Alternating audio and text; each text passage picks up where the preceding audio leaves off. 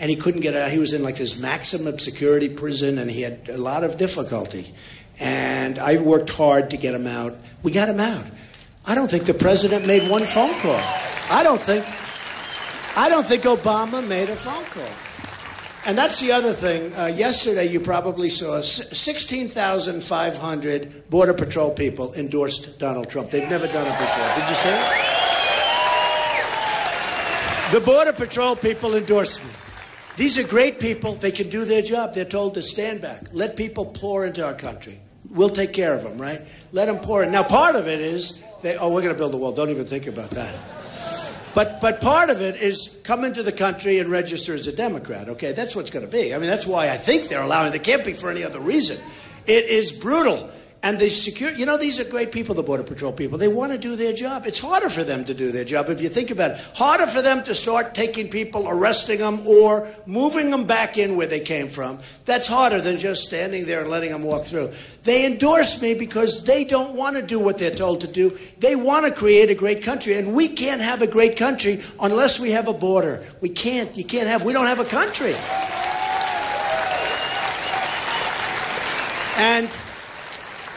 And Cruz, you know, a couple of weeks ago I heard him say, and we're going to build a wall. Where did that come from? All of a sudden he wants to build a wall. He never wanted to. It'll never get built if you rely on these people. And I'll build a beauty, and it'll be very tall, very strong. It'll look great. It'll look great. Someday they'll name it after Donald Trump, maybe. Who knows? But that's why I have to make it look great. But it's going to be a real wall. Not one of these little toys, and it's going to be paid for, and the reason it's going to be paid for by Mexico, as I told you, we're losing a fortune with Mexico, and that doesn't include the drugs that are pouring across the border and poisoning our youth, and others, by the way. And when I won in Wisconsin, and when I win in Wisconsin, we're going to come back here, and we're going to celebrate. It's going to be amazing, and I'm going to be with you. I'm going to be with you tomorrow. I'm going to be with you the next day. I'm not going to let you get away. We're going to get those votes. But let me just tell you, so important. Because what we have is a movement. You know, we're on the cover of Time magazine 4 times in the last number of months. And what it is it's a movement. And they talk about it. It's a movement. But it'll cease to be a movement. It's a movement of common sense. It's a movement of not letting the world take advantage of us. I will get along better with the world than Obama does, and they won't take advantage of us. I have great relationships. I mean, look, China, with their $500 billion trade deficit, China builds this massive military fortress in the middle of the South China Sea. They don't respect us. They take our money. They close up our jobs. They sell us stuff, no tax. It, boom, pours in like garbage. We can't deal with them because if we have a manufacturer, anybody here who deals with China, they know what I'm talking about. You can't get your product in. And they dump it on us. Let me tell you what's going to happen with me. I'm going to stop the manipulation of their currencies, okay? But more importantly, we're going to have Apple and many companies building their products in the United States, not in China and Vietnam and all of these other countries. It's going to happen. It's going to happen. Believe me, it's going to happen. So, you know, I brought a couple of charts along, and I just wanted to show you because it's incredible. And I didn't, you know, we're not going to make a big deal, but look at this. Look at the numbers. I think you can mostly see that. Look at that. You see what that is? See what that is? It ain't pretty, that's what you know, right? Look at that. That's United States manufacturing jobs rapidly declined since the year 2000. Look at the numbers there. We're not going to have anything left, folks. When you see Carrier air conditioner leaving. Now, here's what I do. Number one, I talked to him before. Big league. I talked to him and say, don't leave. Meaning me. It's funny. Again, my wife. Darling, you're so brilliant. You're so great. Act presidential. It's so easy for you. I said, darling, I gotta win first, you know? I gotta win. And what's gonna happen is I'm gonna call Carrier. Now, the President of the United States is not supposed to be calling an air conditioning company, right? But I do it so well, and it's so easy. And I'm going to say to the head of Carrier, congratulations on your move to Mexico. I think it's wonderful. You left 1,400 great, great people behind, and it's actually more than that. But I want to congratulate you. I hope you build a beautiful plant. I hope you really do well. But as you probably have heard, we're going to have real borders. And and I buy from Carrier, I buy a lot of air conditioning. I'm not buying anymore, by the way. But every air conditioning unit,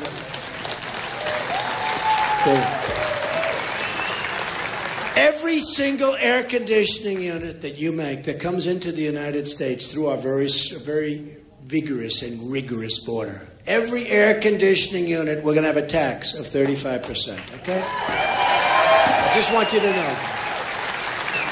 And I'm going to say the same thing to Nabisco, and I'm going to say the same thing to Ford, and I'm going to say the same thing to all these other countries that think they're going to be just continuing to take advantage. Did you ever look at what Congress and these guys like Cruz are doing? They're trying to figure out ways. Let's see, how do we talk these companies out of living? There's one way. Tax their product coming back in. That's the one way, okay? Believe me, I'm really good at this stuff. So here's what's going to happen. And I'm a freak, just so you understand. These eggheads, you know, these guys, because I'm conservative. You know, remember when Jeb Bush used to say before he quit, he used to say, he is not a conservative. And I used to say, what's he talking about? I'm conservative, but I'm smart. Remember he used to say that, right? He is not a true conservative.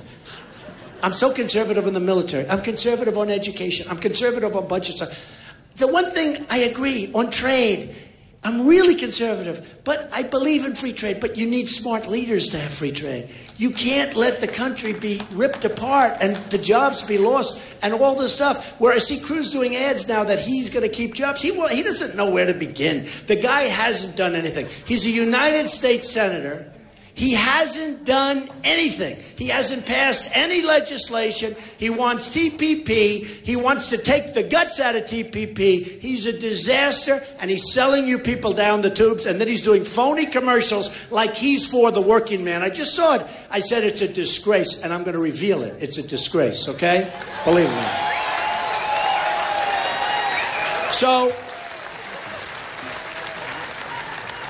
So I'm going to tell Carrier, I'm sorry, but you're going to pay a 35% tax on every air conditioning unit you make and bring over the United States. Outside of the United States, good luck, folks. And I hope you build a wonderful plant and have a good life. And I'll say, if you change your mind, call me back. I guarantee you this. If it's Hillary or if it's, I won't even talk about the 1 for 30 guy, okay? But if it's Cruz, a lobbyist. You know the lobbyists in Washington? Do you have any idea how good they are? They have Cruz emblazoned on their foreheads. I take care of Cruz. I take care of Clinton. I take care of... These are lobbyists that are so smart. They raise millions of dollars for these people. So here's what happens. Who knows better than me? I'm the all-time pro. Nobody's better than me at this stuff. Let me just tell you. So what happens is they go and they hire the Cruz lobbyist. The Cruz lobbyist calls up the president, says, listen, Mr. President, you can't do that. You can't do that. We supported you. I raised a lot of money for you. You can't possibly do that. We don't want that. We want Carrier to be left alone. That's the end of it. With me, I didn't take any of their money. I don't want their money. I've turned down tens of millions of dollars. I feel so stupid doing it. I feel stupid doing it. My whole life is take. Greedy, greedy. I want more. Greedy. Now I want more for the United States. I'm going to be taking for us. I'm taking for us. And these guys don't know how to do that. These guys, and you know, they're not stupid people. What happens? They know it's wrong. But they're all controlled by the people that give them the money. Just like you hear tonight, the Cruz PAC, Super PAC. Give me a break. Take a look at these Super PACs. Just like you hear tonight, the Cruz, Lion Ted Cruz. He's a lion. Thank you. Thank you. Who said that? Who's the man that says, stand up, take a bow. Lion Ted Cruz. Ted Cruz, the biggest liar I've ever met. I've met much tougher people. He is the biggest single liar. In fact, Kasich made a commercial today about Ted Cruz lying. I said, who did that for me? It was a Kasich commercial with the nose. Did you see it wrapping around? I said, Lion Ted Cruz. He comes in Bible high. I'm Lion Ted Cruz. I put the Bible down and then I start to lie. Remember what he did to Ben Carson? He said, everybody listen. During the election, not before it, not after it. He said, during the day of the election. I heard it too. I said, gee, that's too bad. I'm surprised Ben left. You know, Ben Carson endorsed me. He's phenomenal. But Lion Ted Cruz, remember this thing? In Iowa. And frankly, if we had leadership in the Republican Party, they would have disqualified